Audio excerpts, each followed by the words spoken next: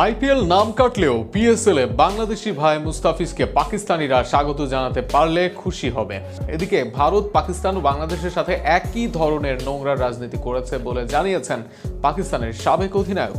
চারদিক থেকে বাংলাদেশিরা পাচ্ছেন প্রশংসা, আর নিজ দেশেই নিন্দা কুড়াচ্ছে ভারত।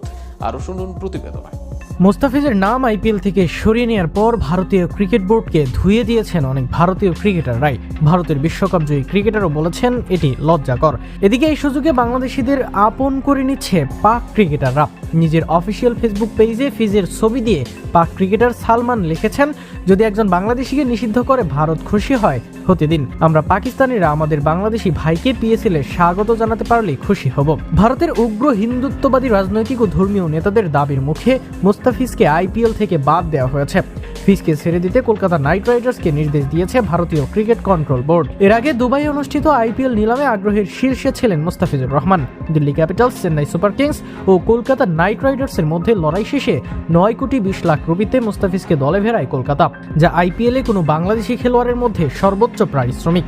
বিপিএলে পাকিস্তানি ধারাভাষ্যকার রমিজ রাজাও, সাবেক এই পাক অধিনায়ক, বলেন, ফিজির সাথে যা হয়েছে তা অন্যায় ও দুঃখজনক। পাকিস্তানের সাথেও এমন করেছে ভারত। এছাড়াও বিশ্বজুড়েই ভারতের নিন্দা জানাচ্ছে এই ব্যাপারে, আর প্রশংসা হচ্ছে বাংলাদেশের সাহসী সিদ্ধান্তের।